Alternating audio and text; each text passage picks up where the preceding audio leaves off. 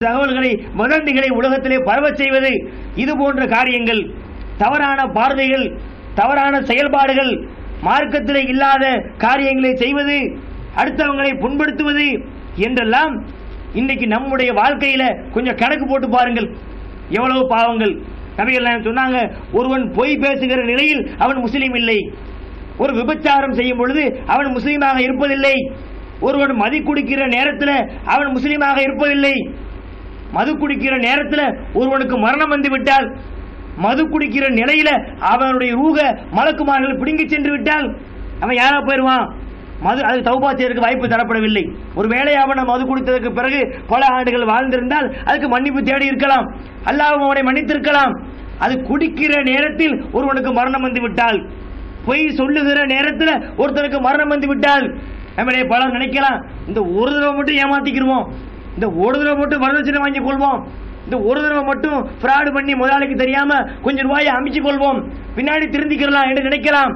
அதை எடுக்கிற நேரத்தில், அதை பதுக்குகிற நேரத்தில், ஒருவரை ஏமாற்றுகிற நேரத்தில், விபச்சாரம் செய்கிற ஒரு நேரத்தில், தவறான நடத்தையிலே ஒருவன் ஈடுபட்டிருக்கிற நேரத்தில் ஒருவனுக்கு மரணம் வந்தால் அவன் போய் சேருகிற இடம் நரகமாக அமைந்துவிடும். நபிகள் நாயகம் ஸல்லல்லாஹு அலைஹி வஸல்லம் அவர்கள் என்ன செய்வாங்க? ஒவ்வொரு உரையை நிகழ்த்தும் பொழுதும் ஒரு அத்தியாயத்தை சொல்லுவார்கள். நாமும் கூட தினசரி அந்த அத்தியாயத்தை சொல்லுவதென்று. என்ன அத்தியாயம் என்றால், யா அய்யுஹல்லதீன ஆமனுத்தகுல்லா, அல்லாஹ்வை நீங்கள் அஞ்சிக் கொள்ளுங்கள் சொல்லிட்டு வரும் பொழுது, வலா தமூதுன்ன இல்லா வ அன்தும் முஸ்லிமூன், முஸ்லிம்களாக அன்றி மரணித்து விடாதீர்கள். எச்சரிக்கை, கடுமையான பிரகடனம். வாழும் பொழுது ஒருத்தர் நல்லா வாழ்ந்தான், அற்புதமாக வாழ்ந்தான், இஸ்லாத்துக்குரிய எல்லா செயலையும் செஞ்சான். ஆனா மௌத்தா போ டக்குன்னு பிறந்தான். ஒரு வாரமா தான் தப்பு செய்யான், அதுக்கு முன்னாடி நல்லா தான் வாழ்ந்தான். கடைசி ஒரு வாரத்தில் அவனுடைய வாழ்க்கை மாறி அங்கே மௌத்து வந்து விட்டு அவன் யாரும் இல்லை, முஸ்லீம் என்கிற கணக்கில் சேர மாட்டான். அப்ப ஒரு மனிதன் எப்படி வாழ்ந்தான் என்பதை விட எப்படி மரணித்தான் என்பது அது முக்கியமான விஷயமா இருக்குது. அதனாலதான் சொன்னாங்க, வலா தமூதுன்ன இல்லா வ அன்தும் முஸ்லிமூன், முஸ்லிம்களாக அன்றி மரணித்து விடாதீர்கள். செத்த நீ அதோட முஸ்லிம்களை இல்லாம மரணித்தால் உன்னுடைய வாழ்க்கை கேள்விக்குறியாக இருக்கிறது என்று சொல்லி மரணத்தை பற்றிய இவ்வளவு தகவல்கள் நமக்கு சொல்லித்தரப்பட்டிருக்கிறது. சக்கரத்துல் மவுத், இந்த மரண போதை உங்களிடத்தில் வந்துவிட்டது. லாலிகமா குன்த மின்ஹு தஹீத், எந்த மரணத்தை விட்டு நீங்கள் வெறுண்டோடி கொண்டிருந்தீர்களோ, எந்த மரணத்தை விட்டு நீங்கள் பயந்து ஓடினீர்களோ, அந்த மரணம் கண்டிப்பாக உங்களிடத்தில் வந்தே தீரும். யாராலும் மரணத்தில் இருந்து தப்பித்துக் கொள்ள முடியாது. ஒரு அரசாங்கத்திலிருந்து தப்பிக்கலாம், ஒரு அதிகாரத்திலிருந்து தப்பிக்கலாம், உலக அமெரிக்காட்டிலிருந்து கூட தப்பித்துக் கொள்ளலாம். ஆனால் மரணத்தை விட்டு தப்பித்துக் கொள்ள முடியாது. எந்த மனிதனாக இருந்தாலும் அவருக்கு மரணம் இருக்கிறது. எனவே நம்முடைய வாழ்க்கையை நாம எப்படி அமைக்கணும்? அல்லாஹ்வை அஞ்சிய விதத்தில், அல்லாஹ்வை பயந்த வகையில். எந்த நேரத்தில் மரணம் வரலாம், நாளைக்கு வந்துடலாம், இன்னைக்கு வந்து விடலாம், அடுத்த நிமிடத்தில் அடுத்த நொடியில நமக்கு மரணம் வந்து விடலாம். நம்முடைய வாழ்க்கை எண்ணி பாருங்கள். நாம இந்த நேரத்திலே மரணித்தால் சொர்க்கத்துக்கு போகக்கூடிய அளவுக்கு நம்முடைய வாழ்க்கை இருக்கிறது. அப்படி இருந்தா பரவாயில்லை. மரணமா எப்ப வேண்டாலும் வரட்டும், எங்களுக்கு கவலை இல்லை.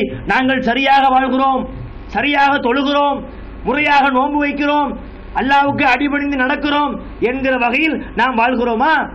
பயம். நம்ம இருக்கிற நிலையில நாம மரணித்தால் நம்முடைய நிலை என்ன என்பது ஒவ்வொருவருக்கும் தெரியும். ஆனாலும் அதை பத்தி கவலை இல்லை. அந்த நேரத்தில் ஒரு கவலை வருகிறது, அதுக்கு பிறகு காணாமல் போய்விடுகிறது. எனவே மரணத்தை பற்றிய சிந்தனைகளை நாம் வளர்த்துக் கொள்ள வேண்டும். மறுமை நாளில் ஒருத்தர் மரணித்த பிறகு எதுவும் கூட வராது. நபிகள் நாயகம் சொன்னாங்க, எத்துபுல் மையத்து சலாசத்துன், ஒரு மையத்தை 3 காரியங்கள் பின்தொடர்கிறது. அகுலுகு ஓ மாலுகு ஓ அமலுகு, அவனுடைய குடும்பத்தார்கள், அவனுடைய செல்வங்கள், அவனுடைய அமல்கள், வணக்க வழிபாடுகள். இந்த 3 விஷயங்கள்ல 2 காரியங்கள் திரும்பி விடுகின்றன. அது என்ன? அகுலுகு ஓ மாலுகு எர்ஜியானி, அவனுடைய குடும்பத்தார்களும் அவனுடைய செல்வமும் அவனு போய் அடக்கம் செய்யப்பட்ட உடனே கபரோடு முடிந்து விட்டது. அது 2ம் திரும்பி விடும். எபுக்கா, அவனிடத்திலே தங்குகிறது. அமலுகு, அவனுடைய அமல்கள் மட்டும்தான் அவனிடத்திலே தங்கிவிடும். ஒருத்தர் இறந்து போறான், அவனை தூக்கிட்டு போவாங்க, அவனுடைய காசு பணம் போகும், அவன் சேர்த்து வைத்திருந்த செல்வங்கள் கூட போகும். அவன் பெத்து வைத்திருந்த குழந்தை செல்வங்கள் போகும். எல்லாம் கொண்டு அடக்கம் பண்ண உடனே அந்த ரெண்டும் ரிட்டர்ன் ஆகிறது. அவனுடைய அமல்கள் மட்டும்தான் அவன் கூட இருக்க போகிறது. அப்ப நம்முடைய மரணத்துக்கு பின்னாலும் வரக்கூடிய அந்த அமல்கள் விஷயத்தில் நாம கவனம் செலுத்துகிறோமா? இல்லை. அமல்களை செய்வதற்கு எவ்வளவு வாய்ப்புகளை வசதிகளை அல்லாஹ் ஏற்படுத்தி கொடுத்திருக்கிறான். ஏகத்துவ பணிகளை செய்யலாம், மக்களுக்கு மத்தியில் சத்திய பிரச்சாரங்களை கொண்டு போகலாம், ஏழை மக்களுக்கு உதவி செய்யலாம், படிக்க வசதி இல்லாத மக்களை படிக்க வைக்கலாம், நம்முடைய ஜகாத்தை கொடுத்து ஏழைகளுக்கு உதவி செய்யலாம். இப்படி அமல்களை செய்வதற்கு ஏராளமான வாசல்களை வசதிகளை அல்லாஹ் நமக்கு கொடுத்திருக்கிறானே. அப்ப நம்மிடத்தில் என்ன எண்ணம் இல்லை? என்ன வந்தா பார்த்துக்குருவோம், மரணமா அது கொஞ்சம் நாளுக்கு பிறகு தெரிந்து கொள்ளலாம். எனவே நாம் மரணத்தை பற்றிய சிந்தனைகளை உள்ளத்திலே பதிய வைக்க வேண்டும். மரணத்தை பற்றிய எண்ணங்கள் நம்ம உள்ளத்தில் இருக்கணும். அது ரசூலுல்லாஹ் சொன்னாங்க, கபர்களை போய் நீங்கள் ஜியாரத் செய்யுங்கள். ஏன்னு சொன்னா அது உங்களுக்கு மரண பயத்தை தந்து கொண்டிருக்கும், மரணத்தை பற்றிய அச்சத்தை உங்களுக்கு ஏற்படுத்தும். கபர்களில் போய் பாருங்கள், மன்னரைகளை போய் பாருங்கள். அங்கு காணக்கூடிய காட்சி மண்டை ஓடுகள், பற்கள், விலா எலும்புகள், முடிகள் எல்லாம் என்னது?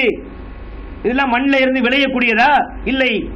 நேற்றோ முந்தானாலோ 6 மாசத்துக்கு முன்னாடியோ 1 வருஷத்துக்கு முன்னாடியோ நம்மை போன்று வாழ்ந்தவர்கள், நம்மை போன்று இந்த உலகத்திலே ஜீவித்தவர்கள், அவர்கள் இறந்து கொண்டே அடக்கம் செய்யப்பட்டு அந்த லெவலுக்கு ஆக்கப்பட்டிருக்கிறாங்க. அதை பார்க்கிற நேரத்தில் நமக்கு என்ன வரணும்?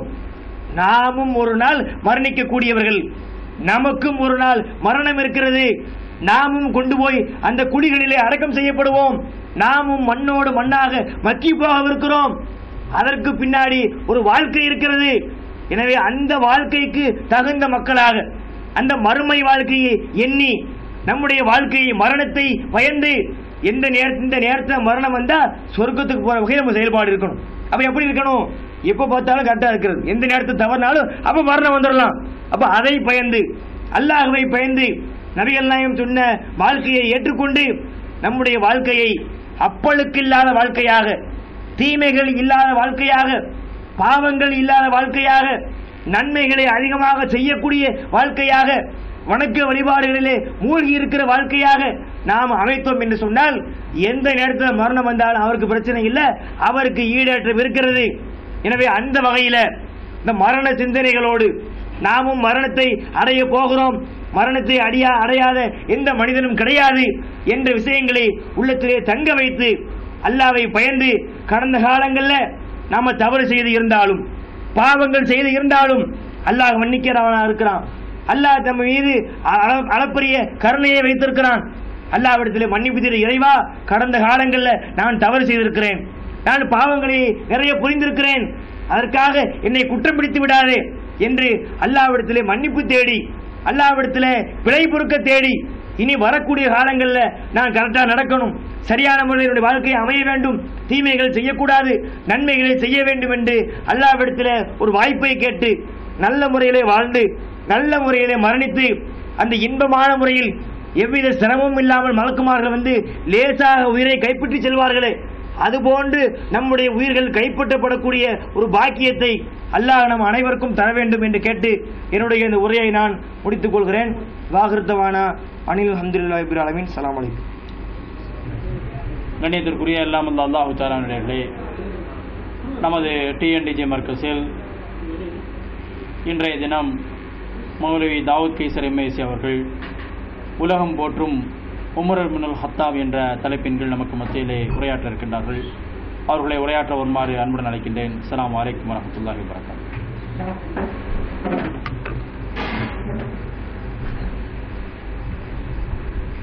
அஸ்ஸலாமு அலைக்கும் வரஹ்மத்துல்லாஹி வபரகாத்துஹு. பேரன்பிற்கும் பெரும் மதிப்பிற்கும் உரிய எல்லாம் அல்ல அல்லாஹ்வின் நல்லடியார்களே, புனிதமிக்க இந்த ரமதான் மாதத்தில் ஒவ்வொரு நாளும் ஒவ்வொரு தலைப்புகளில் உள்ள செய்திகளை நாம் அறிந்து வருகிறோம்.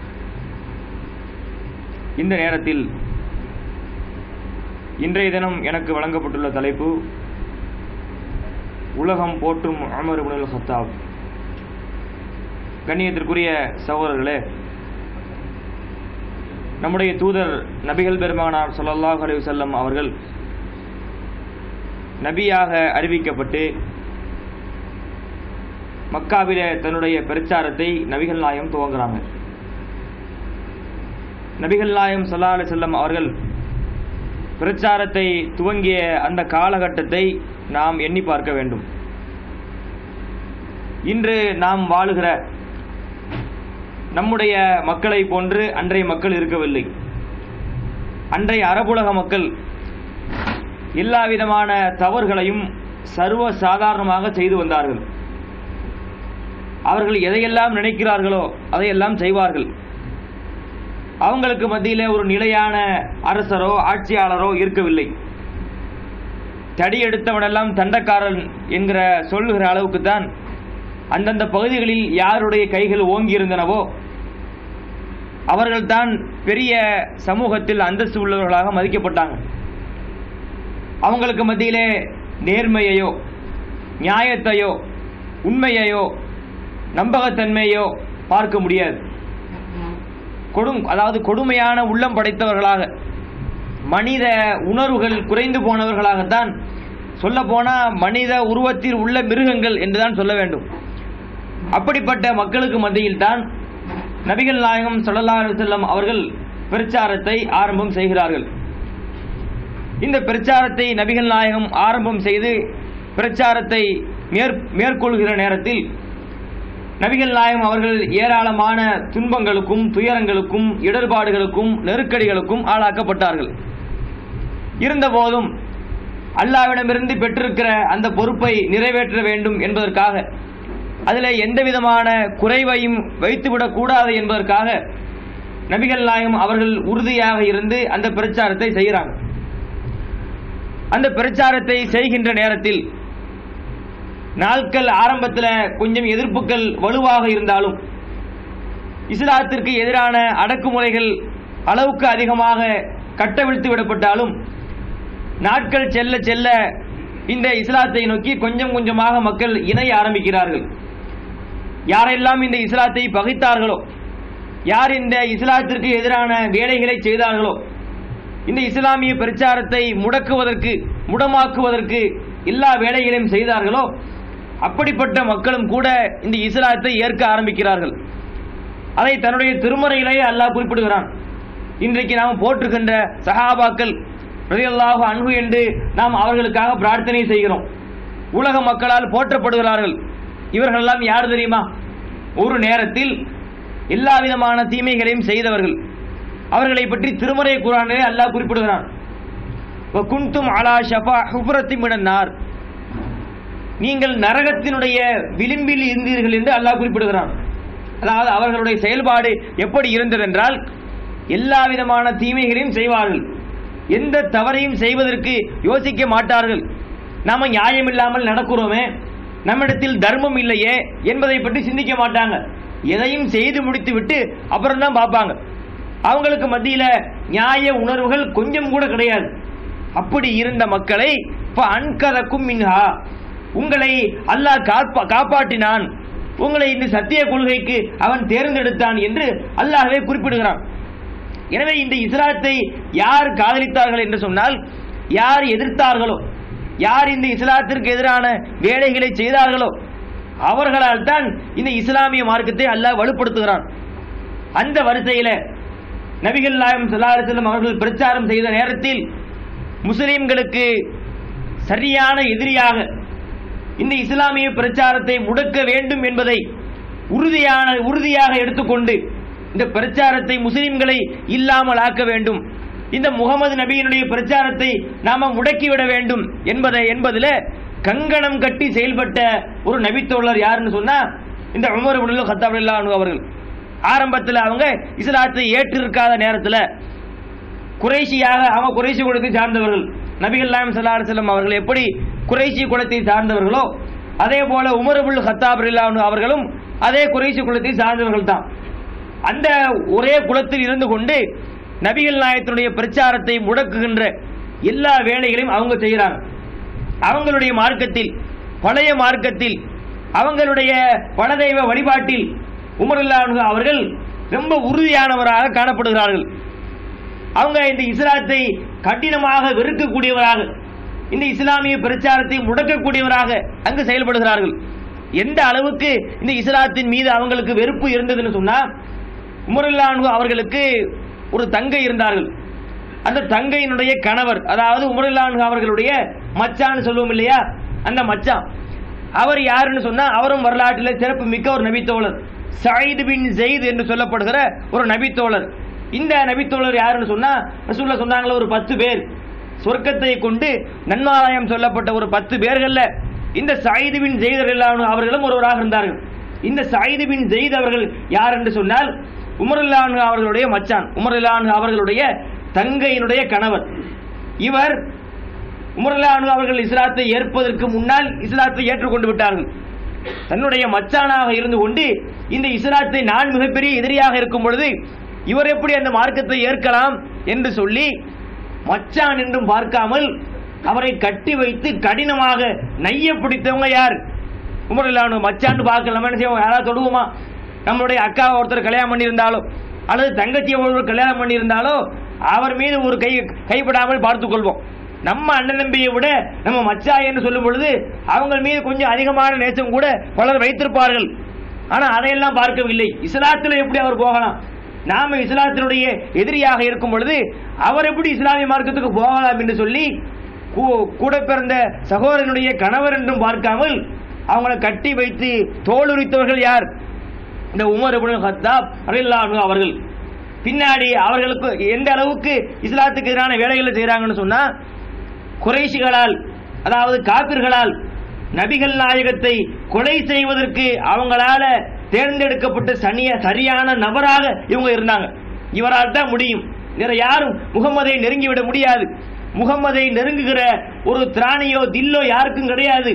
முரலானு அவர்தான் அதுக்கு ஏற்ற ஆள் என்று சொல்லி அவர்களை நபிகள் நாயகத்தை கொலை செய்வதற்கு தேர்வு செய்கிற அளவிற்கு அப்ப யாரை தேர்ந்தெடுப்பாங்க?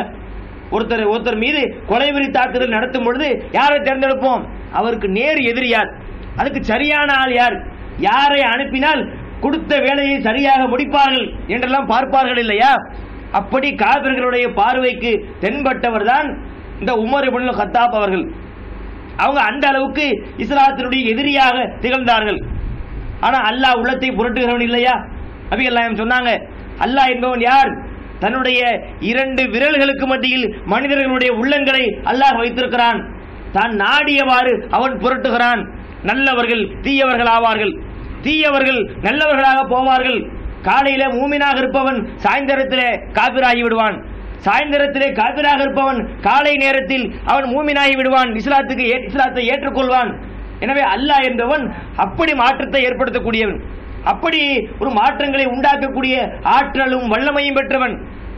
அல்லாஹ் என்ன செய்கிறான் என்று சொன்னால், இந்த உமர் இப்னு கத்தாப் அவர்கள் அவர் காபிர்கள்ல இருக்க வேண்டிய ஆள் கிடையாது, அவர் முஸ்லிம்களிலே இருக்க வேண்டியவர், இஸ்லாமிய படைக்கு வலு சேர்க்க வேண்டியவர் என்று அல்லாஹ் நாடுகிறான்.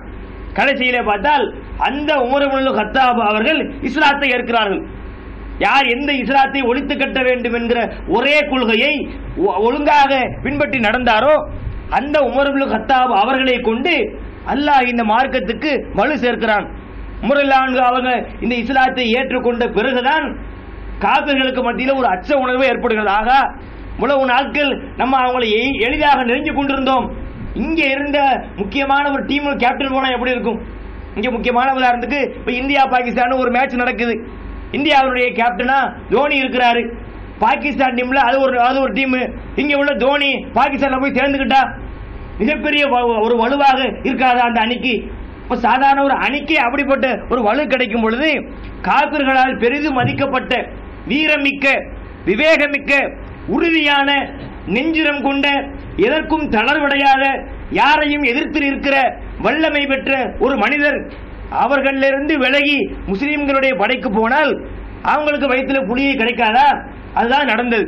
உமர் அவர்கள் இஸ்லாத்தை ஏற்ற பிறகு ஒரு சஹாபி அறிவிக்கிறாங்க, உமர் அவர்கள் இஸ்லாத்தை ஏற்ற பிறகுதான் கொஞ்சம் எங்களுக்கு ஒரு நல்ல விதமாக அமைந்தது, நாங்கள் கொஞ்சம் நிம்மதியாக நடக்க ஆரம்பித்தோம் என்று சொல்லுகிற அளவிற்கு இந்த இஸ்லாத்தை ஏற்ற பின்னால் இந்த இஸ்லாமிய மார்க்கத்துக்கு உறுதி சேர்க்க ஆரம்பித்தார்கள்.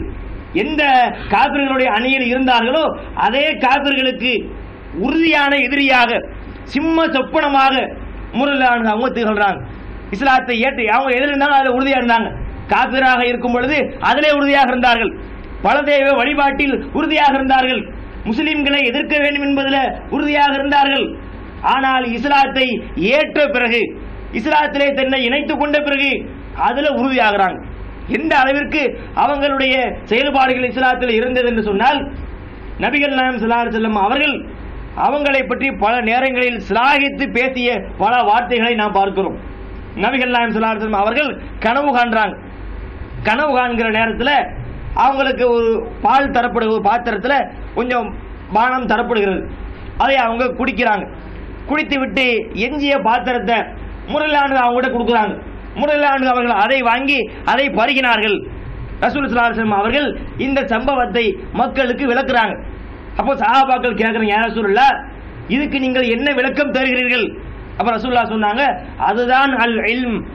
இப்படி சொன்னீங்களே, உங்களுக்கு ஒரு பானம் தரப்பட்டது, நீங்கள் குடித்து விட்டு எஞ்சியதை உமரல்லான் அவங்க குடித்தார் என்று சொல்லுகிறீர்களே, எதை குடித்தார்கள், அதுக்குரிய விளக்கம் என்ன என்று கேட்ட பொழுது நபிகள் நாயகம் சொன்னார்கள், அதுதான் இல்ம், கல்வி. கல்வியில அவர் சிறந்தவராக இருக்கிறார் என்று நபிகள் நாயகம் ஸல்லல்லாஹு அலைஹி வஸல்லம் அவங்க சொல்லி காட்டுறாங்க. அப்ப அந்த அளவுக்கு சிறந்தவராக அவங்க மாறி போறாங்க. இன்னும் பார்க்கிறோம், சில நேரங்களில் உமரல்லான் வரலாற்று சிறப்புமிக்க ஒரு மனிதராக வாழ்ந்திருக்கிறாங்க. எந்த அளவிற்கு சிறப்புகள் அவர்களுக்கு இருந்ததுன்னு சொன்னா, அவங்க சில ஆலோசனைகளாக, அறிவுரையாக, யோசனையாக, ஐடியாக்களாக சில விஷயங்களை சொல்லுவாங்க. சும்மா லேசா சிந்திச்சு சொல்லியிருக்க மாட்டாங்க. அதுக்காக பல நாட்கள் யோசிச்சு சொல்லியிருக்க மாட்டாங்க. சும்மா ஒரு ஆலோசனை சொல்லுவாங்க. அவர்கள் சொன்ன அந்த ஆலோசனைகள், அந்த வார்த்தைகளோடு திருமறை குர்ஆனில் வசனங்களாக இறங்க ஆரம்பித்தன. யார்? இஸ்லாத்தினுடைய எதிரியாக இருந்தவர்கள். இஸ்லாத்துக்கு அவங்களை கண்டித்து தான் குர்ஆன்ல பல வசனங்கள் இறங்கி கொண்டிருந்த நேரம், யாரை கண்டித்து குர்ஆன் வசனங்கள் இறங்கியதோ அந்த மனிதர் இஸ்லாத்தை ஏற்று இஸ்லாத்தில் இணைந்து கொண்டு அவர் சொல்லக்கூடிய வார்த்தைகள் எல்லா முஸ்லிம்களுக்கும், உலக மக்கள் அனைவருக்கும், உலகத்தில் இருக்கக்கூடிய எல்லா மக்களுக்கும், ரசூலுல்லாஹ்வுடைய மரணத்திற்கு பின்னாலும் கியாமத் வருகின்ற வரை எத்தனை மக்கள் வாழ்வார்களோ அவர்களுக்கு வழிகாட்டியாக அவர்களுடைய வார்த்தைகளை அல்லாஹ் அப்படியே பிரதிபலிக்கிறான். ஒரு சம்பவம், உமர் அவங்க ரசூலுல்லாஹ் இடத்துல வர்றாங்க. இன்றைக்கு தொழக்கூடிய இடம் இருக்கிறது காபத்துல்லாவுல, மக்காமு இப்ராஹிம் என்று சொல்வார்கள். அதாவது இப்ராஹிம் நபி அவர்கள் தங்கிய இடம். அதுக்கு பல பேர் நின்ற இடம் மொழிபெயர்க்கிறாங்க. மக்காம் என்று சொன்னால் நேரடி பொருள் நின்றாங்கன்னு அர்த்தம். ஆனா அந்த இடத்துல அப்படி நாம பொருள் கொடுக்க இயலாது. அதுல நிறைய சிக்கல்கள் வரும் என்பதால் மக்காமு இப்ராஹிம் என்று சொன்னால் இப்ராஹிம் நபி தங்கிய இடம். உமர் அவங்க சொல்றாங்க, இன்னைக்கு தொழக்கூடிய இடத்துல அன்னைக்கு தொழுது கொண்டிருக்கவில்லை, வேறொரு இடத்தில் தான் தொழுது கொண்டிருந்தார்கள். அப்ப ரசூலுல்லாஹ் இடத்துல வந்து வித்தகதுனா மீ மகாமி இப்ராஹிம முஸல்லா, அல்லாஹ்வின் தூதரே, இந்த மகாமு இப்ராஹிம் இருக்கிறது, நாம ஏன் இங்கிருந்து தொழக்கூடாது, இதை நம்முடைய தொழக்கூடிய இடமாக நாம் ஆக்கிக் கொள்ளலாமே என்று சொல்லி ஒரு யோசனை, ஒரு ஆலோசனை அவங்க சொல்றாங்க. பார்த்தால் திருமறை குர்ஆனிலே அல்லாஹ் வசனத்தை இறக்குகிறான், இத்தகது மீ மகாமி இப்ராஹிம முஸல்லா, மகாமு இப்ராஹிம், இப்ராஹிம் நபி வாழ்ந்த அந்த இடத்தில் நீங்கள் தொழக்கூடிய இடமாக எடுத்துக்கொள்ளுங்கள். முரலான அவங்க யோசனையாக சொன்னார்கள். அதே வாசகத்தை கொண்டு அல்லாஹ் என்ன செய்கிறான், திருமறை குர்ஆனிலே ஒரு வசனத்தை இறக்குகிறான். அதே போல பல வசனங்கள் இறங்குவதற்கு உமர் அவங்க சொன்ன வார்த்தைகளை அல்லாஹ் பயன்படுத்தி இருக்கிறான். உமர் அவர்கள் ரசூலுல்லாஹ்வுடைய வீட்டுக்கு வருகிறார்கள். வீட்டுக்கு வருகின்ற நேரத்தில் அது ஹிஜாபினுடைய வசனங்கள் எல்லாம் இறக்கப்படுவதற்கு முன்னால் இருந்த நேரம். வீட்டிற்கு வந்தால் ரசூலுல்லாஹ்வுடைய மனைவிமார்கள் எல்லாம் ஹிஜாப் இல்லாமல் இருக்கிறாங்க. அப்ப உமர் அவங்க ரசூலுல்லாஹ் இடத்துல ஒரு ஆலோசனை சொல்றாங்க, நபியே, உங்களுடைய மனைவிமார்களை நீங்கள் ஹிஜாப் அணிய சொல்லுங்கள். ஏனென்று சொன்னால் உங்களை பார்ப்பதற்கு நல்ல மனிதர்களும் வருகிறார்கள். அதே மாதிரி தப்பு செய்யக்கூடிய குற்றம் உள்ள மனிதர்கள் யாரும் தெரியாது இல்லையா? ஒருத்தரை பார்த்தோம்னு சொன்னா நல்லவனா கெட்டவனான்னு தெரியாது. அப்போ உங்களை சந்திப்பதற்காக நல்லவர்களும் வருகிறார்கள், அதே போல தீயவர்களும் வருகிறார்கள். அதனால் உங்களுடைய மனைவிமார்களை நீங்கள் ஹிஜாபு கொண்டு உடலை மறைக்க சொல்லுங்கள் என்று ஒரு ஆலோசனை சொல்றாங்க. பார்த்தா குர்ஆனிலே வசனம் இறங்குகிறது, நபியே, குல் லி அஸ்வாஜிக வ பனாதிக, உன்னுடைய நபியே, உங்களுடைய மனைவிகளுக்கும் உன்னுடைய பிள்ளைகளுக்கும் மூமினான பெண்களுக்கும் நீங்கள் சொல்லுங்கள், இதுனீன அலைஹின்ன ஜலாபீபிஹின்ன, தங்களுடைய முக்காடுகளை அவர்கள் தொங்க விடுமாறு, உடலை மறைக்குமாறு அவர்களுக்கு சொல்லுங்கள் என்று வசனம் இறங்குகிறது. உமர் அவர்கள் ஒரு ஆலோசனையாக சொன்னார்கள். ஆலோசனையாக சொன்ன விஷயத்தை அல்லாஹ் வசனமாக இறக்குகிறான். அதுபோன்ற பல நேரங்களில் இன்னொரு சட்டம் எப்படின்னு சொன்னா, ஒரு நேரம் வந்தது, நபிகள் நாயகம் அவங்களுடைய மனைவிகள் அவங்களால ரசூலுல்லாஹ்வுக்கு ஒரு சிறிய சங்கடம் ஏற்பட்டது. அவங்களுக்கு மத்தியில் மனிதர்கள் என்ற அடிப்படையில் அதுக்காக வேண்டி அவங்கள குறைபடுத்தவில்லை. உடனே சொல்வார்கள், பார்த்தீர்களா சஹாபாக்களை பற்றி இவர்கள் குறை பேசுகிறார்கள். சஹாபாக்கள் எல்லாம் குறை பேசவில்லை. சஹாபாக்கள் என்று சொன்னால் அவர்களும் மனிதர்கள் இல்லையா? இதை ஹதீஸ் உள்ள விஷயங்கள் தான் சொல்றோம், நாம உருவாக்கி சொல்லக்கூடிய விஷயங்கள் அல்ல. ஹதீஸ்களிலேயே வருகிறது, மனைவிமார்களுடைய சில வைராக்கியத்தின் காரணமாக ரசூலுல்லாஹ்வுக்கு சில சங்கடங்கள் இருந்தது. அப்ப உமர் அவங்க பார்க்கறாங்க, ஒரு நபி என்று பார்க்காமல் இப்படி ஏன் கஷ்டப்படுத்துறாங்கன்னு சொல்லி நேரா போனாங்க. ரசூலுல்லாஹ்வுடைய மனைவிமார்களை சந்தித்து, நீங்கள் ஒழுங்காக நடந்து கொள்ளுங்கள், அல்லாஹ்வுடைய தூதருக்கு கட்டுப்பட்டு போய்விடுங்கள், அவங்களை நோவினை செய்ய வேண்டாம், நீங்கள் தொடர்ந்து இப்படியே செய்து கொண்டிருந்தால் உங்கள் அனைவரையும் பூராத்தையும் தலாக் கொடுத்து எல்லாரையும் வீட்டுக்கு அனுப்பிட்டு உங்களை விட சிறந்த பெண்களை அல்லாஹ் நாடினால் இந்த நபிக்கு தரக்கூடும், அதனால ஒழுங்காக இருங்கன்னு சொல்லி இவங்கள அப்படி ஒரு அறிவுரை சொல்றாங்க. பார்த்தா வசனம் இறங்குகிறது, அவங்க சொன்னதை போல அசா ரப்புஹு இன் தொல்லக்க குன்ன, நபியே நீங்கள் சொல்லுங்கள் அவங்கள்ட்ட, அவங்களுடைய மனைவிமார்களை பார்த்து அல்லாஹ் பேசுகிறான், உங்களை விட சிறந்த மூமினான மூமினாத்தின் முஸ்லிமாத்தின் மூமினாத்தின் காணித்தாத்தின் தாயிபாத்தின் சாயிபாத்தின் சையாத்தின் அபுகாரா, உங்களை விட சிறந்த, உங்களை விட முஸ்லிமான மூமினான தெரிந்து கொள்ளக்கூடிய வணக்க வழிபாடுகள் புரிகிற நோன்பு நோக்கிற கன்னி பெண்களையோ விதவை பெண்களையோ அல்லாஹ் அவர்களுக்கு மனமுடித்து வைக்கக்கூடும், ஒழுங்காக நடந்து கொள்ளுங்கள் என்று உமர் அவர்கள் எப்படி அவங்க மனைவிமார்களிடத்தில் சிறிய லெவலில் கண்டித்தார்களோ அதே வார்த்தைகளை கொண்டு அல்லாஹ்வும் அவங்களுடைய மனைவிமார்களுக்கு அதே வார்த்தைகளை பயன்படுத்தி சொல்கிறான். அப்போ குர்ஆன்ல பல வசனங்கள் இறங்குவதற்கு அவங்க காரணமாக இருந்திருக்கிறார்கள். இன்னொரு சம்பவத்தை பார்க்கிறோம், ஒரு முனாஃபிக் இருந்தான், அப்துல்லாஹ் இப்னு உபை இப்னு சலூல் என்று சொல்லப்படுகிற ஒரு நயவஞ்சகன். இவன் முஸ்லீமாக இருப்பதை போன்று நடித்துக் கொண்டு எல்லா விதமான நயவஞ்சக வேலைகளை செய்து வந்தான். அவன் செத்து போயிட்டான், இறந்து போய் மஃபாத்தாகி விட்டான். இறந்து போன பிறகு அவருடைய மகனான முஸ்லீமாக இருக்கிறார். அந்த அப்துல்லாஹ் இப்னு உபை இப்னு சலூலுடைய மகன் இஸ்லாத்திலே உறுதியாக வாழ்ந்த ஒரு சஹாபி அவர். அவங்க ரசூலுல்லாஹ்விடத்தில் வந்து, யா ரசூலல்லாஹ், என்னுடைய தந்தை பாசம் இருக்கும் இல்லையா, என்னுடைய தந்தைக்காக நீங்கள் தொலை வையுங்கள் என்று ரசூலுல்லாஹ்விடத்தில் கேட்கிறாங்க. நபிகள் நாயகம் அவர்களும் அவருக்கு தொலை வைப்பதற்காக எழுந்து போறாங்க. அப்ப உமர் அவங்க சட்டையை பிடிக்கிறாங்க. யாரை? அல்லாஹ்வுடைய தூதர் என்று பார்க்கவில்லை, ஒரு தவறு நடப்பதாக அவங்க உணர்றாங்க. அவங்களுடைய ஆடையை உமர் அவர்கள் பிடித்தார்கள். பிடித்து இவனுக்கு நீங்கள் தொலை வைக்க வேண்டாம், நம்ம முனாஃபிக் அப்படிங்கிறாங்க. அதுக்கு ரசூலுல்லாஹ் அவங்க சொல்றாங்க, அல்லாஹ் குர்ஆனில் சொல்லி காட்டுகிறான், இஸ்தக்ஃபிர் லஹும் அவுலா தஸ்தக்ஃபிர் லஹும் இன் தஸ்தக்ஃபிர் லஹும் 70 மர்ரா வலை யக்ஃபிருல்லாஹு லஹும். நபியே, நீங்கள் அந்த முனாஃபிக்குகளுக்காக அந்த நயவஞ்சகர்களுக்காக 70 தடவை பாவ மன்னிப்பு தேடினாலும் அல்லாஹ் அவர்களை மன்னிக்கவே மாட்டான் என்கிற வசனத்தை சொல்லி ரசூலுல்லாஹ் சொல்றாங்க, அல்லாஹ் இப்படி சொல்வது உண்மைதான், அவங்களுக்கு மன்னிப்பு தேடக்கூடாது. அல்லாஹ் என்ன சொன்னான்?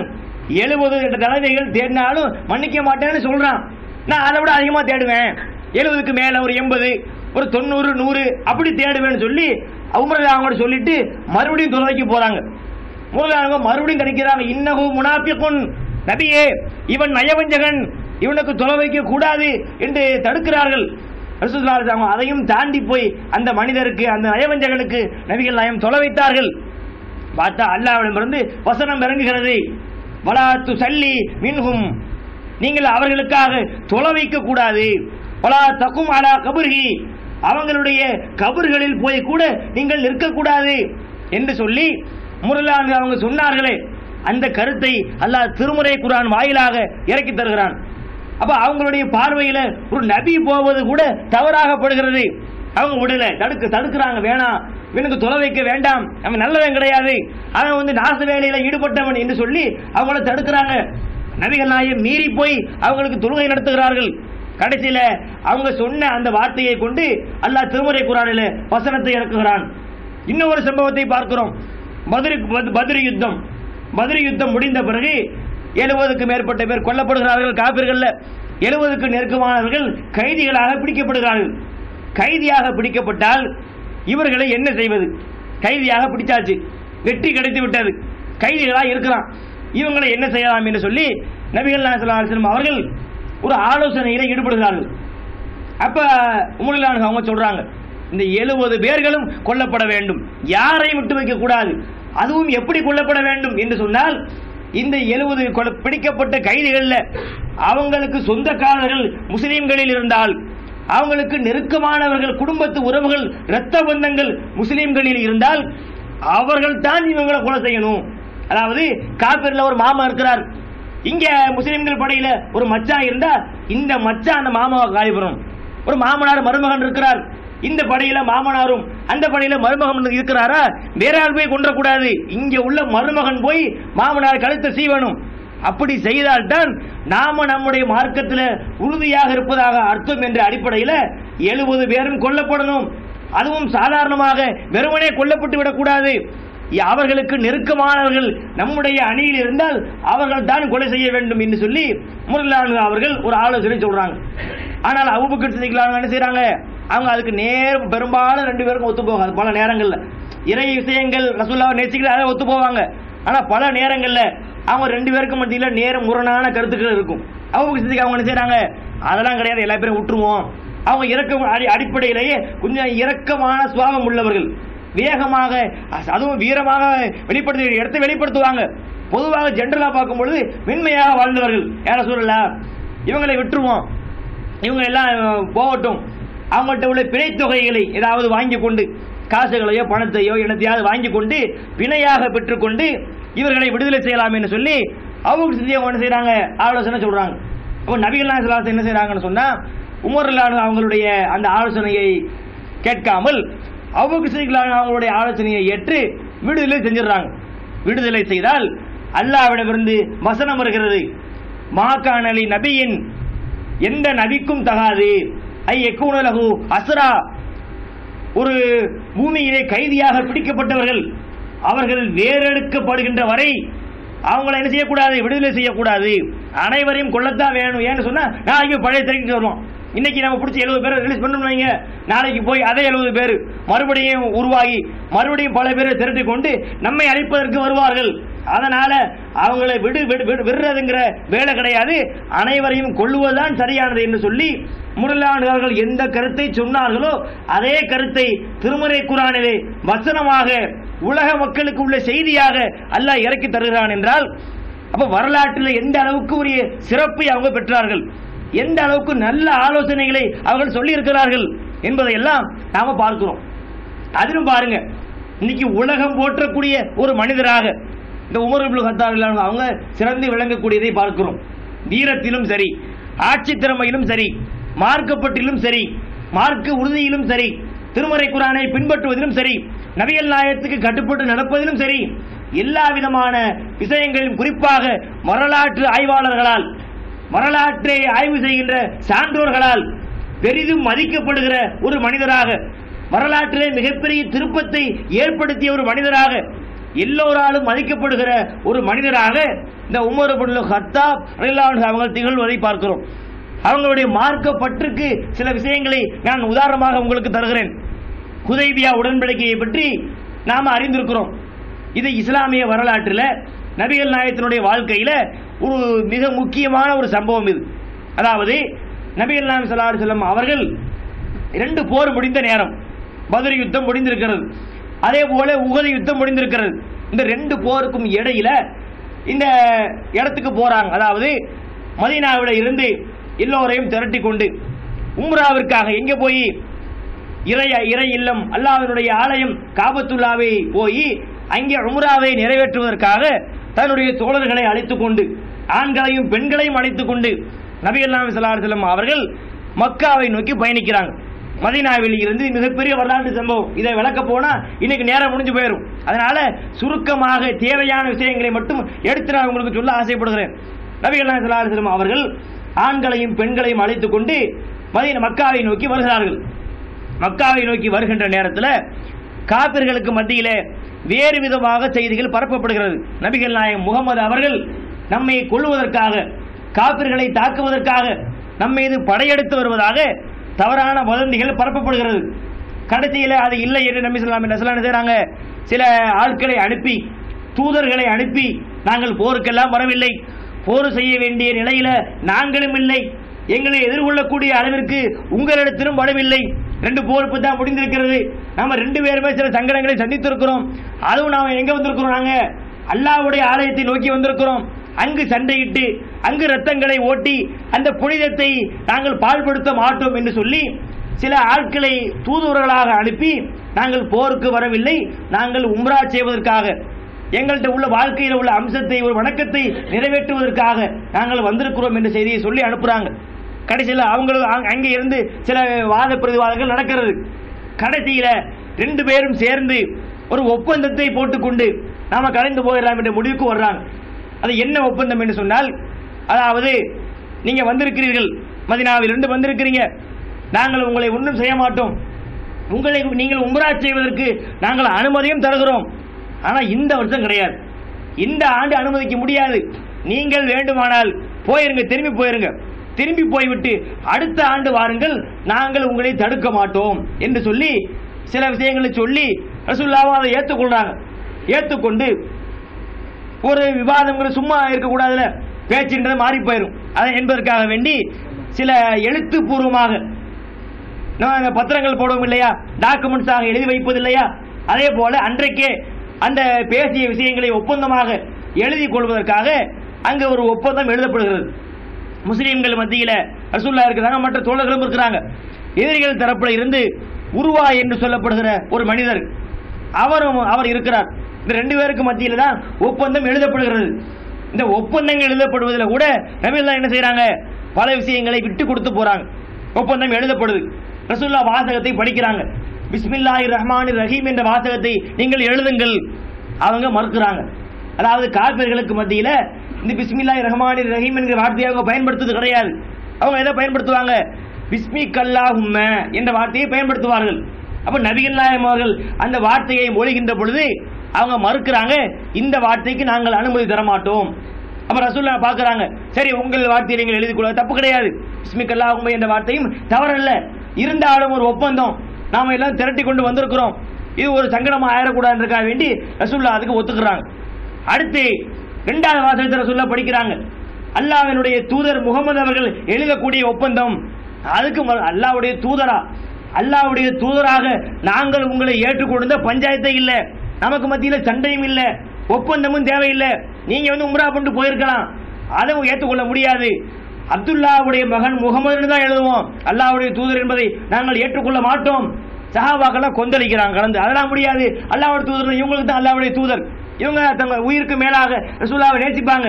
ஆனா காபிருடைய பார்வையில யாரு, எதிரிகள் தானே, அவன் எழுதுவதற்கு மறுக்கிறான். சஹாபாக்கள் கூக்குரல் போடுறாங்க, கொந்தளிக்கிறார்கள், அதற்கு எதிர்ப்பு தெரிவிக்கிறாங்க. கடைசியாக ரசூலுல்லாஹ் எல்லாத்துக்கும் விட்டு கொடுத்து ஒரு வழியாக ஒப்பந்தங்கள் எழுதி முடிக்கப்படுகிறது. இது பல சஹாபாக்களுக்கு கசப்பை தருகிறது, இது அவங்களுக்கு சந்தோஷத்தை ஏற்படுத்தவில்லை.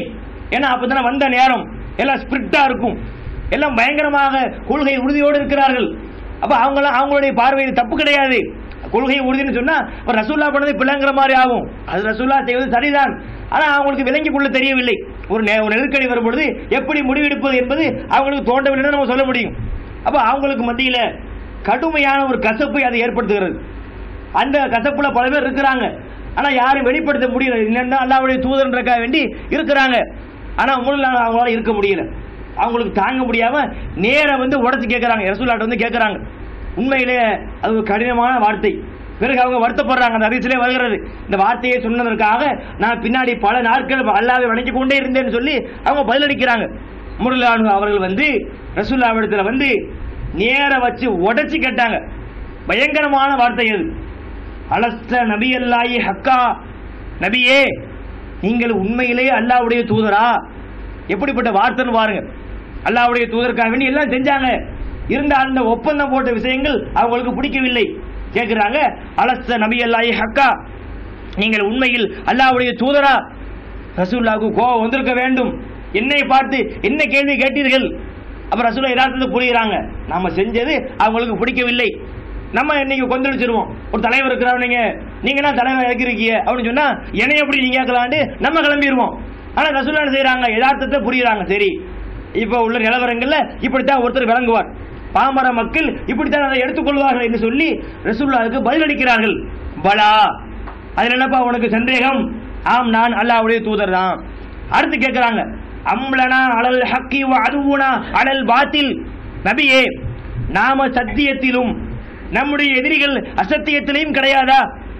நாம சத்தியத்தில் இருக்கிறோம், எதிரிகள் அசத்தியத்தில் இருக்கிறான், அப்படித்தானே? அது உண்மைதானே என்று கேட்கிறார்கள். நபிகள் அவங்க அதுக்கும் சொன்னார்கள், பலா, ஆமாப்பா, நாம இருப்பது சத்தியம்தான், எதிரிகள் இருப்பது அசத்தியம்தான். அப்படி இருக்கிற நேரம் உமர் அவங்க அடுத்து கேட்கிறாங்க, அப்படி இருக்கின்ற நேரத்தில் நாம ஏன் நம்முடைய மார்க்கத்துக்கு இழிவை சேர்க்க வேண்டும்? இவங்க யார்? பூரா காபிர் பயல்வார், அல்லாஹ்வுக்கு இணை கற்பிக்கக்கூடிய கபரு வணங்கிகள். இவங்களுக்கு நாம பணிந்து போவதா? வாங்க சோழியை முடிச்சுட்டு நம்ம பாட்டுக்கு உம்ரா பண்ணிட்டு போய்கிட்டு இருப்போம் என்று சொல்லி ரசூலுல்லாஹ் அவர்கள் கேட்கிறாங்க. கடைசியாக பாயிண்ட்டுக்கு வர்றாங்க. அதை விடுங்க, அதெல்லாம் விடுங்க, அதெல்லாம் மற்ற பேச்சை விடுங்க. எங்களை உம்ரா செய்வதாக சொல்லி நீங்கள் அழைத்து வரவில்லையா? பாயிண்ட்டுக்கு உம்ரா வர்றாங்க. யார ரசூலுல்லாஹ், எங்களை அங்கே இருந்து நம்ம மதீனாவில் இருந்தோம், மதீனாவில் இருந்து இந்த இடம் வரைக்கும் ஏன் அழைத்து வந்தீர்கள்? உம்ரா செய்வதாக கூட்டி எங்களை அழைத்து வரவில்லையா? அப்புறம் ரசூலுல்லாஹ் சொல்றாங்க, இந்த ஆண்டே உம்ரா செய்ய வேண்டும் நான் சொன்னா இது நமக்கு கூட ஒரு மாதிரி தெரியும், ஆனா ரசூலுல்லாஹ்க்கு வேற வழி கிடையாது. அப்புறம் ரசூலுல்லாஹ் அவங்க சொன்ன உடனே உமர் அவங்களுக்கு கூட கொஞ்சம் கோபமாயி போயிடுச்சு. அடுத்து யார்ட்ட போறாங்க? அபூபக்கர் சித்திக் அவங்ககிட்ட போய் இதே மாதிரி இவர் உண்மையிலே அல்லாஹ்வுடைய தூதரா? முதல்ல நேரா கேட்டாங்க. அப்புறம் அபூபக்கர் சித்திக் அவங்ககிட்ட போய் இவர் உண்மையிலே அல்லாஹ்வுடைய தூதரா? அவங்களும் இதே மாதிரி ஆன்சர் பண்றாங்க, பாலா, ஆமா, அல்லாஹ்வுடைய தூதர். அம்லனா அலல் ஹக்கி அதுவுனா அலல் பாத்தில். அபூபக்கர் அவர்களே, நாம சத்தியத்திலும் எதிரில் அசத்தியத்திலும் கிடையாதா? அதுவும் அப்படித்தான்.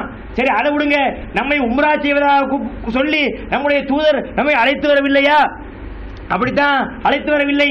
ஒவ்வொரு இந்த வருஷமே சொன்னாங்களா, இந்த ஆண்டின்னு சொன்னாங்களான்னு அபூபக்கரும் அதே ராஜிக்கு பேசுறாங்க. கடைசியில அவங்க தெரிந்து கொள்றாங்க, அல்லாஹ் அதை பொருந்தி கொண்டான், அவங்களும் மன்னிப்பு தேடிக் கொண்டார்கள். இது அவங்க பேசியது ஒரு தவறாக இருந்தாலும் அது எதை காட்டுகிறது? அது தவறுங்கிறது நான் சொல்லல, அது அவங்களே ஒத்துக்கொள்றாங்க, அவங்களே தப்புன்னு ஒத்துக்கிறாங்க, அவங்களே அதுக்குரிய மன்னிப்பை தேடிக்கிறாங்க. அது ஒரு தவறாக இருந்தாலும் அது எதை காட்டுகிறது? இந்த மார்க்கத்தை நாம உறுதியாக இருக்கிறோம், நாம எதற்கு அந்த காபிர்களுக்கு பணிய வேண்டும்? இது ஒரு மார்க்க பற்று இல்லையா? இது மார்க்க ஒரு உணர்வு இல்லையா? சத்தியத்திலே இருப்பதனுடைய ஒரு வெளிப்பாடு தானே. இப்போ உமர் அவர்கள் எந்த அளவிற்கு இந்த மார்க்கத்திலே உறுதியான உள்ளம் படைத்தவராக இருந்திருக்கிறார்கள் என்பது அதை பார்க்கிறோம். நபிகள் சொல்லி காட்டுறாங்க, இந்த உமர் அவங்க எந்த அளவுக்கு பற்று கொண்டவர் சொன்னா, ஷைத்தானே தோத்து போயிட்டான். ஷைத்தான் யார்? மனிதர்களை வழிகெடுப்பதற்காக வந்தவன் தான் ஷைத்தான். எல்லோர்ட்டையும் மோதி பார்க்கிறான். இறை அடியார்கள், இறை நம்பிக்கையாளர்கள், இறையேற்ற முடியவர்கள், அல்லாஹ்வின் மீது கொண்ட பக்தி கொண்டவர்கள் எல்லாத்தையும் ஷைத்தான் வருகிறான். அந்த ஷைத்தான் கூட உமருடைய உறுதியை பார்த்து அவன் தோற்று போய் விட்டான். ரசூல் ஸல்லல்லாஹு அலைஹி சொல்லி காட்டுறாங்க, உமர் அவர்களே, என்னுடைய உயிர் எவன் கைவசத்தில் இருக்கிறதோ அவன் மீது ஆணையாக, நீங்கள் ஒரு பாதையிலே வந்து ஷைத்தான் உங்களை எதிர்கொண்டால் அவன் என்ன செய்வான்? நீங்கள் உங்களுடைய பாதை அல்லாத வேற பாதைக்கு ஓடி போயிடும். அவளை உறுதியா இருப்பாங்க. உமரா இவர் சொல்ற கேட்க மாட்டாரு, நம்ம பார்த்து அவருடைய ஆக்கிடுவான்னு சொல்லி அவங்களுடைய கொள்கை உறுதியை பார்த்து, அவங்களுடைய ஈமானிய உறுதியை பார்த்து ஷைத்தானே ஓட்டம் பிடிக்கிறான் என்று சொல்லுவதாக இருந்தால் எந்த அளவுக்கு உறுதி படைத்த மனிதர்? இன்னைக்கு நம்ம மக்கள்ல யாராவது சொல்ல முடியுமா? நம்ம ஆட்க போனா ஷைத்தான் இங்க ஓடியாந்துருவோம், ஷைத்தான் பக்கத்துல போய்ட்டு நம்ம வரணும், இங்க நம்ம இதுக்கு இங்க இருக்கணும், நம்ம அங்கே இருக்கிறான்னு சொல்லி நம்ம இருக்கிற இடத்துக்கு ஷைத்தான் வரக்கூடிய நிலை அல்லாஹ் நம்ம காப்பாற்றணும். அந்த நிலையில இருந்து உமர் அவர்களை போன்ற ஒரு உறுதியை அல்லாஹ் நமக்கு தரணும்.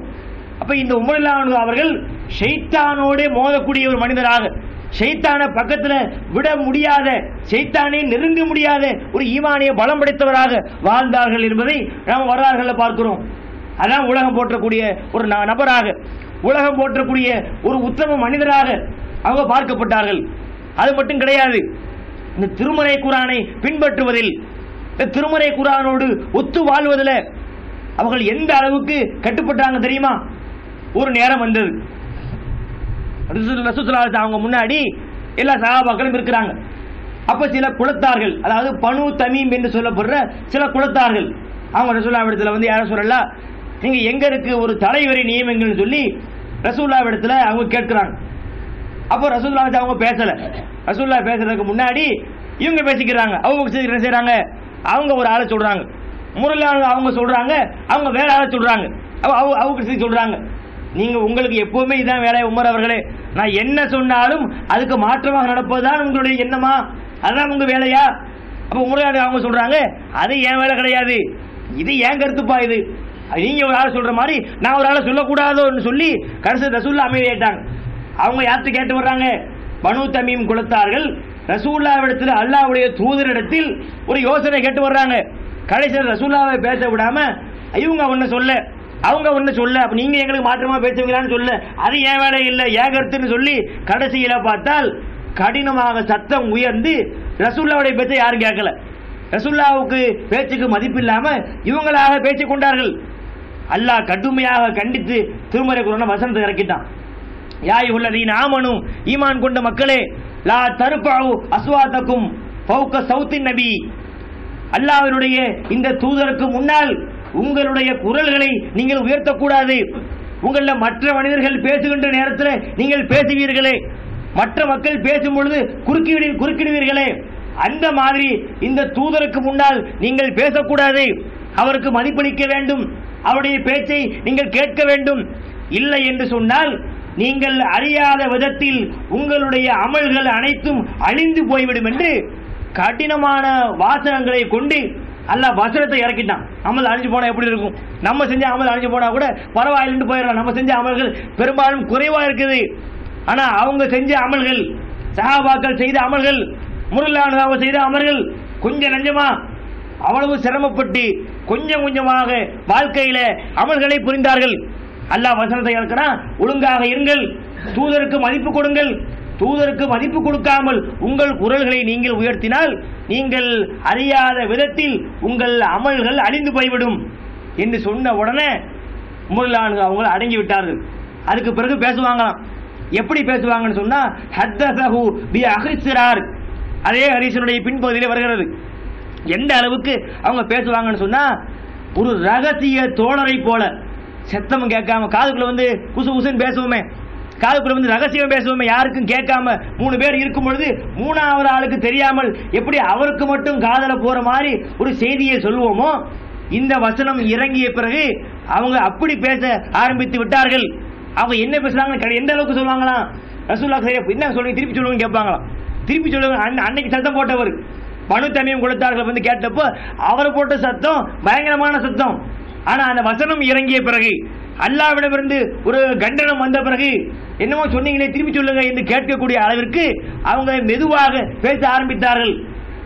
குர்ஆனுடைய ஒரு வசனம் இறங்கினால் அதுக்கு கட்டுப்படக்கூடிய மனிதராக யார் இருந்தா? முரளியாளர்கள் அவர்கள் இருந்தார்கள். நாம இன்னைக்கு வசனம் இறங்கினாலும் ஒரு ஆள் தப்பு பண்ண ஆரம்பிச்சுக்குருவோம், வசனத்தை கொண்டே காட்டுவோம். வசனம் இருக்கட்டும், ஏன் கருத்தை நான் சொன்னேன், சரண்டர் ஆக மாட்டோம். இதுதான் மனிதர்கள். முரளியாளர்கள் அவர்களுக்கும் மற்ற மக்களுக்கும் வித்தியாசம் என்ன?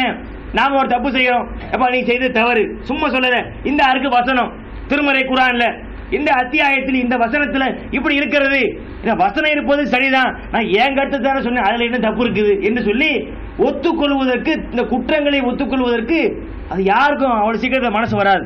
ஆனா அவங்க அப்படி பார்க்கவில்லை. அல்லாஹ்விடமிருந்து வசனம் இறங்கியதா, அதுக்கு பிறகு பேச்சு கிடையாது, அமைதியாக இருந்தார்கள். ரகசிய தோழரை போல பேச ஆரம்பித்தார்கள். இந்த சம்பவத்தில் இன்னொரு பின்னணியும் இருக்குது.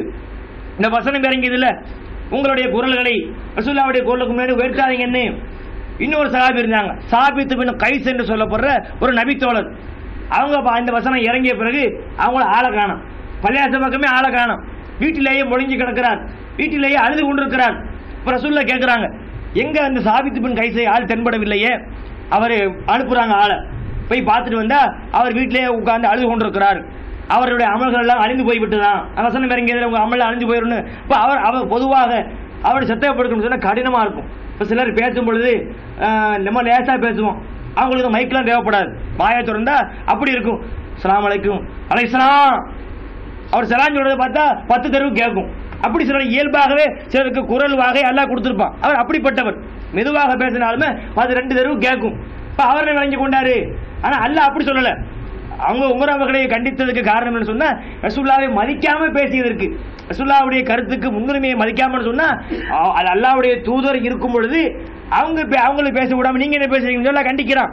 இப்ப அவங்க எப்படி விளங்கிட்டாங்க, சத்தமே வரக்கூடாதோ, இப்ப நம்ம தொடர்ந்து 2 ஊருக்கு கேட்குமே, இப்ப நாம எப்படி பேசுவதுன்னு சொல்லி அதை நினைத்து அழுது கொண்டு இப்ப நம்ம அமல்ல அழிந்ததுன்னு சொல்லி அவங்க அழுது கொண்டு இருக்கிறாங்க.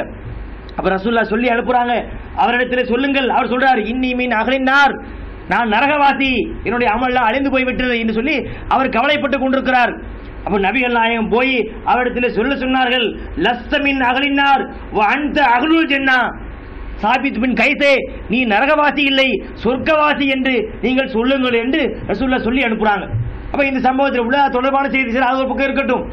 இதுல உமர்லாம் என்ன பார்க்கிறோம், அவங்களுடைய வாழ்க்கையில் அவர்கள் ஒரு வசனம் இறங்கினால் அதுக்கு கட்டுப்படக்கூடிய மனிதராக இருந்தார்கள். இன்னும் ஒரு சம்பவத்தை பார்க்கிறோம். உமர்லானு அவங்க ஆட்சியில் இருந்த நேரம், அமீராக சக்கரவர்த்தியாக இருந்த நேரம், அந்த நேரத்தில் ஒரு மனிதர் அப்பாயின்மெண்ட் கேட்கிறார் வருவதற்காக.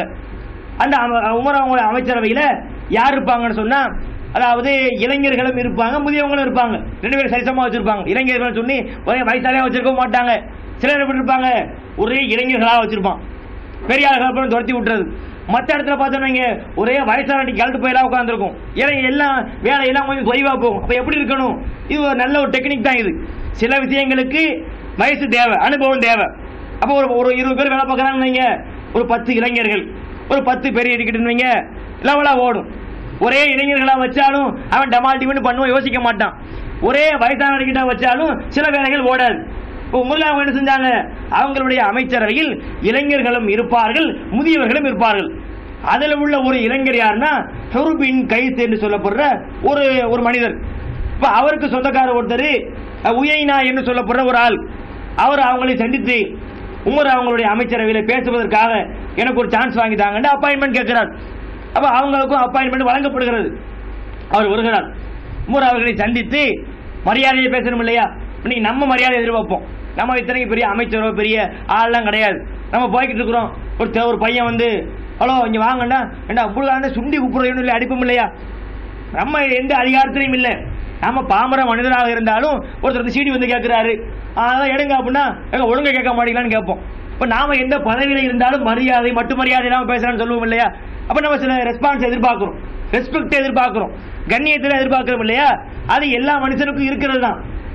எப்படி பாமர மக்களுக்கு இருக்குன்னு சொன்னா, ஒரு அதிகாரிகளோ ஒரு கலெக்டர் ஆபீஸுக்கு போறீங்க, இந்தாங்க கைது போட்டாங்கன்னு சொன்னா அடிச்சு வெளியே அவரை பத்தி விட்டுருவான். அவன் போனா சார் இந்த மாதிரி இருக்குது, இந்த மாதிரி எங்களுக்கு தேவைப்பட்டு சொல்லி சில விஷயங்களை பேணணும் இல்லையா. அவர் அப்படி பேணல. வருகிறார், உமர் அவர்களை பார்த்து அவர் பேசுறார், என்ன சொல்றாரு, ஹீ அபுனல் ஹத்தாப். இந்த ஹீன்னு சொன்னா இந்த ஓயின்னு சொல்றோம்ல தமிழ்ல, ஓயின்னு மிரட்டும்ல சின்ன பிள்ளைய, அந்த மாதிரி ஓய் ஹத்தாபே அப்படின்னு சொல்லி மிரட்டுறாரு. ஒரு தலைவரை பார்த்து மற்றவங்க எப்படி கூப்பிடுவாங்க, அமீருல் மூமினீன், யா அமீரல் மூமினீன், மூமின்களின் தலைவரை என்று மரியாதையோடு மட்டு மரியாதையோடு அழைப்பார்கள். இவர் வந்து ஹத்தாபே அப்படின்னு சொல்லி அது ஓய்ங்கிற வார்த்தையை போட்டு ஹீன்னு சொன்னா ஓய்ன்னு மொழிபெயர்க்கிறாங்க தமிழ்ல, அந்த வார்த்தையை சொல்லி அவர் பேசுறார்.